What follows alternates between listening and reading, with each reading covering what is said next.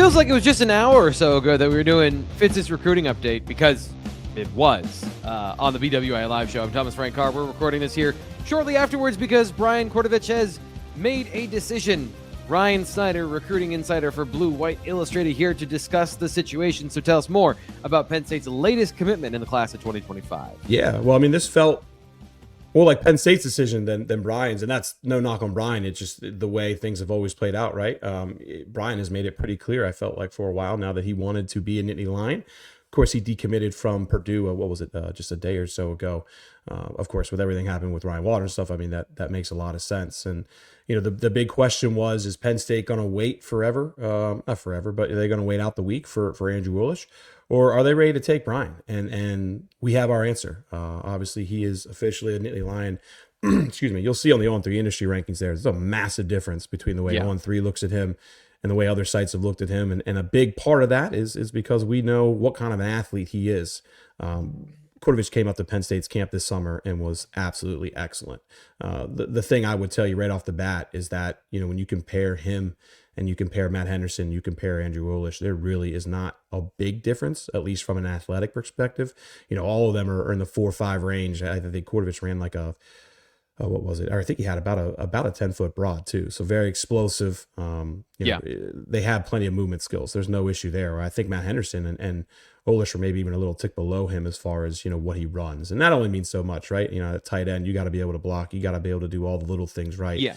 And you know, I don't want to. And both those guys are a little bit bigger frame-wise. You know, there's a couple of things we'll get to here when we watch his highlights. I feel like I have a strong comp for him. But yeah, I think that, like, athletically, absolutely in the same conversation. Frame-wise might be the conversation you're having about where those guys might stack up. Yeah. Well, Kortovich has a couple more pounds on both of those guys. I mean, Henderson and Olish were both right around 210, where Kortovich is coming in around 225. And, you know, he made a comment to, I believe it was Sean or one of our staff members earlier in the year, about how he really took off, you know, after his junior season, as far as from a size perspective. And that had a big impact on his recruitment.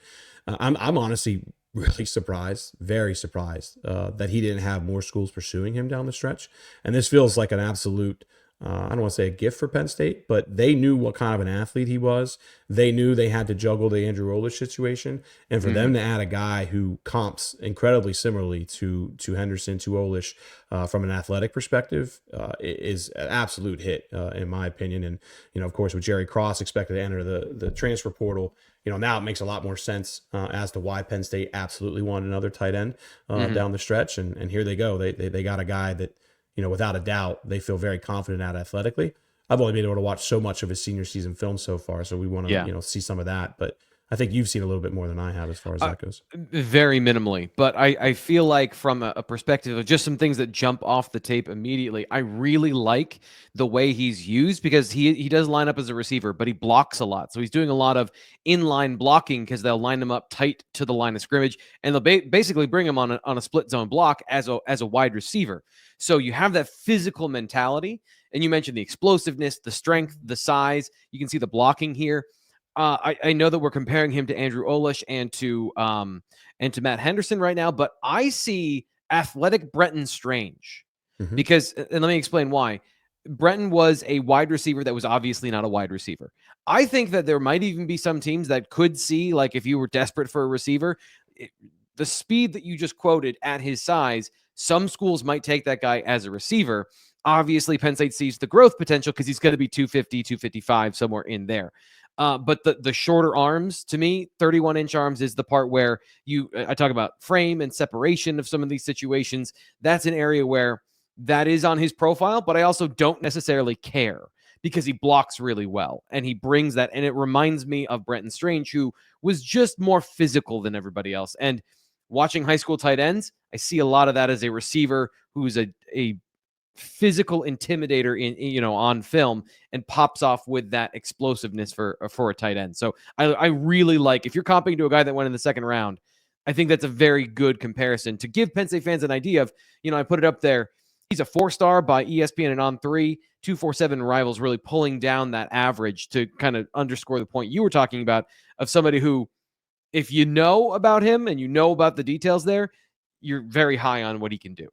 Yeah, and that's where I come back to just, I'm surprised especially when, sites start boosting him up into 4-star ratings. Like we've seen this a lot in just this year when it comes to, how that impacts the way other schools look or pursue down the stretch. So, the fact that Penn State was able to get him, excuse me, relatively easily, just surprised. So there was no other competition, right? So that no other schools were really not really. No, he was he was committed. I'm unaware of any other visits. We know obviously he came for an official visit this past weekend. But I don't believe he's been going all over the place looking at other schools. And you look at his offer list. He had the Illinois and the Purdue's, Indiana's of the world. Like Indiana surprised me. That would seem like a school that would, because Signetti's staff has been pretty aggressive from what I've seen as from a recruiting perspective. They get after it, and just surprised. Now obviously we're also late in the cycle, right? And maybe schools aren't just prioritizing tight ends at this point. Maybe that's part of it. I'm not sure, but. For Penn State to get a guy that they know athletically can hang in that room, because that is without a doubt one of Penn State's deepest rooms right now, right? We talk about that all the time, about maybe it's their best room at the moment when it comes to top to bottom talent. For a guy that they know that can hang right away, and obviously they'll teach him and get him up to speed at the college level. I think that's what's really exciting for Ty Howle here. So. Man, they just keep doing it. They just keep bringing in these athletic tight ends, and like it's nothing. And hey, time will tell with Olish. I know fans are going to be curious there. It sounds like he's going to drag things out a couple more days, and I think taking Kortovich kind of says what you need to know there. It doesn't seem likely to me, but obviously, again, at the same time, when he's in a top elite talent, not just in your state, but at the whole nationally at the tight end position, I doubt they're going to just stop there. But this commitment says enough to me that makes man, my throat is killing me right now. T. Frank says enough to me that it makes me think that there's a real chance Kortovich could be the last guy in the class. Now, again. Let's see what happens in February and stuff, and with scholarships expanding, I wouldn't be shocked if somebody gets added later on. But right now they're up to 26, and I wouldn't be shocked if 26 signed tomorrow. But that's what's fun about signing day, right? You never know. Let's find out. Yeah, there's always the irons in the fire, and things are going crazy right now in terms of trying to settle those final details. I think that the other thing about this is you have varying skills, and at tight end you need to be able to do a little bit of everything. But what do you lean into best? What are the skills that you present? And a guy like this is super flexible, where you could see Penn State plays 3 tight ends. All 3 of them would fit into the offense because, Olish has, I think, dynamic receiving skills, and Kortovich has very, very good receiving skills, but also is definitely going to come in and be able to do the dirty work.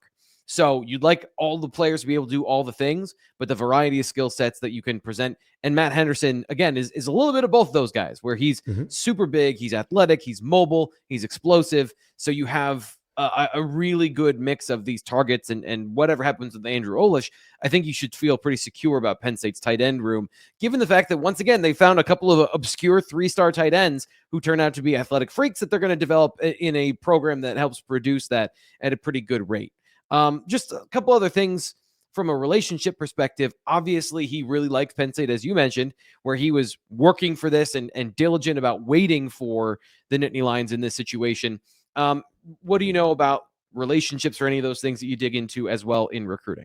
Yeah, Ty Howle's done a great job just staying on him throughout. And excuse me, I think they made it very clear throughout of their whole situation, right? And at the end of the day, if you're a parent, you're a player, all you can ask for is honesty throughout this process. Because it is, we talk all the time, especially now in NIL, like this is a business. Let's clarify now. Like, this is a true business, and you have to be open, honest, and real about where guys stand, why guys are, maybe higher on the board or whatever it may be.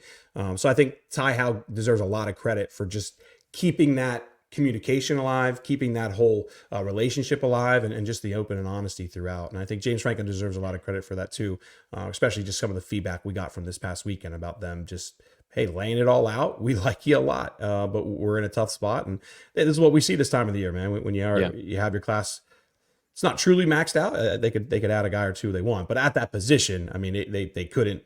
I don't think they can add 3 guys. I'd be really surprised, but now that I said that, and watch Andrew Willis commit on Friday. You're the reverse jinx. Yeah, sometimes. But no, I think fans should be happy with it though. I think that's the big thing. And one thing I'll stress too to fans, just kind of a general overview kind of the class situation, is I know we talked a lot about Bradley Gumpers down the stretch and Brandon Finney and obviously Olish and these other guys. But like, let's also not forget that Penn State did kind of close pretty well on this class as far as if you go back and throughout the fall, adding Malachi Goodman, September was big. Yeah. I mean, they had multiple pretty big commitments. Was it Otten in August or September? I can't remember. He was in September, I think. Either way, I mean, I know that feels like a long time ago, and it was, but you also let's look at Penn State's class last year where they only added one guy throughout the fall. So if you just look at the guys that they did pad this class with, over the last, however many months to get a Chaz Coleman, then, to not end up taking that OV to Ohio State. And I mean, they just added Otten, Malachi, Chaz, Kortovich. They added 4 guys who all hold 3 of them are 4 stars by 1-3, and then Otten is a 4-star in the industry rankings, right? So at the end of the day, I understand why fans want to see that excitement down the stretch, especially when you have some of these guys coming in for official visits and all that, going back to the UCLA weekend and things like that. But it still ended up being a class where they got multiple 4-star, top guys that they really liked down the stretch. And sure, they only lost Jaden Woods. I don't think they're going to lose anybody else before tomorrow. Knock on wood. I know Penn State. I'll knock on wood for everybody. But I still think it's a better finish than maybe they'll get credit for, just because of how prolonged it was. And because they were in on a lot of big names that everyone knew about and wanted. So it's blessing of curse of finishing second, where there's a lot of names that we've been talking about over the last couple of weeks. Whether or not they finish with any of those guys in the class, we'll find out and recap tomorrow. So this is a good time to let everybody know we're going to do a special signing day show live in the middle of the day, 2:30 in the afternoon. Ryan and I are going to jump back on here and recap all of this stuff, give you superlatives, give you the kind of storyline of this particular class, which we've done a little bit here on the show, but more coming up tomorrow because signing day starts early and goes through the afternoon. And then we got more stuff coming from the football side of things, because this is the craziest week of the year for Penn State football and for us, which is a great time to sign up for Blue White Illustrated. If you're watching this video, there's still time to sign up for the silly season sale, championship game sale, $1 for 7 days. You can't get a better deal than getting all of this information for $1. And then if you like this, you can sign on with us for the year after that. But that takes you all the way through the championship game and the analysis that happens afterwards to set up for the playoff. And of course, recruiting, which is why you're probably watching this video. For Ryan Snyder, I'm Thomas Ryan Carr. More of all of that coming up from Blue White Illustrated. Stay tuned.